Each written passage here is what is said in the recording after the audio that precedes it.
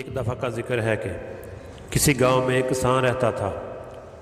اس کا ایک چھوٹا سا گھر تھا اور گھر کے ساتھ ایک باغ تھا۔ باغ کے کونے پر ایک گہرا کنواں تھا۔ بیچارہ کسان مشکل سے کنویں سے پانی نکالتا اور باغ کے پودوں میں ڈالتا تھا۔ ایک سال بارش نہ ہوئی، گرمی بہت زیادہ تھی۔ کسان نے اپنے باغ کو دیکھ کر کہا، اگر پانی نہ ملا تو میرے پودے مر جائیں گے، مجھے ضرور پانی ڈالنا چاہیے۔ گرمی کی وجہ سے کنویں کا پانی اتر گیا تھا اور مجھے کیا کرنا چاہیے؟ کسان اس سوچ میں سڑک پر آ گیا اور ایک درخت کے نیچے بیٹھ گیا تھا کہ اسے آواز آئی، کوئی اس کا نام لے رہا تھا۔ کسان غور سے باتیں سننے لگا۔ دو آدمی آپس باغ کی دیوار کے ساتھ بیٹھ کر باتیں کر رہے تھے۔ انہوں نے کسان کو نہیں دیکھا تھا۔ ایک نے کہا، کسان اور اس کی بیوی 9 بجے سو جاتے ہیں، ہم ان کے سونے کے 2 گھنٹے بعد اس کے گھر جائیں گے اور ہم اس دیوار میں سوراخ کرتے ہیں اور پھر گھر کے اندر داخل ہو جائیں گے۔ کسان کے پاس بہت سونا چاندی ہے۔ یہ سن کر کسان اپنے گھر چلا گیا اور اپنی بیوی کو کہا کہ آج ہم 9 بجے کھانا کھائیں گے۔ اس نے اپنا سارا سونا، پیسہ اور جواہرات اکٹھے کیے اور اسے پلنگ کے نیچے چھپا دیے۔ پھر وہ چھوٹے چھوٹے پتھر لایا اور انتظار کرنے لگا۔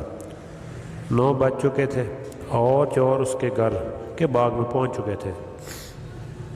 کسان نے اپنی بیوی کو آواز دی کہ کھانا لے آؤ۔ چور یہ دیکھ کر حیران ہوئے کہ کسان ابھی تک کیوں نہیں سویا۔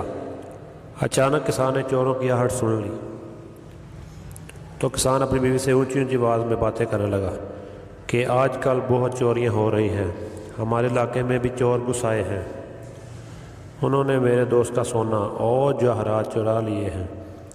اس کی بیوی یہ سن کر چونک گئی اور بولی، پھر تو وہ ہمارے گھر بھی آ سکتے ہیں۔ کسان بولا، بالکل آ سکتے ہیں، ہمیں اپنا سونا، چاندی، ہیرے، جواہرات کسی ایسی جگہ چھپا دینے چاہیے کہ کوئی چرا نہ سکے۔ ذرا وہ صندوق تو لانا۔ بیوی صندوق لائی تو کسان نے بیوی کو پتھر جمع کر کے دیے اور کان میں کہا، یہ سونا اور جواہرات ہیں۔ پھر اس نے اپنی بیوی کے ساتھ مل کر وہ صندوق باغ کے کنویں میں ڈال دیا۔ صندوق کنویں میں گر گیا اور یہ دونوں گھر کے اندر سونے چلے گئے۔ کچھ دیر بعد کسان نے کھڑکی سے دیکھا تو دونوں چور کنویں کے پاس کھڑے تھے۔ ایک چور بولا کہ ہمیں کنویں کا پانی نکالنا چاہیے۔ اس طرح چور پانی نکالنے لگے۔ پانی نکال کر چور تھک گئے، یہاں تک کہ صبح ہونے والی ہو گئی۔ اچانک کسان نے کھڑکی کھولی اور بولا، بہت بہت شکریہ کہ تم نے میرا باغ سیراب کر دیا۔ پھر کسان نے کہا، کنویں والا صندوق پتھروں سے بھرا ہوا ہے، ابھی پولیس آتی ہوگی، تمہارا ایک بار پھر سے شکریہ۔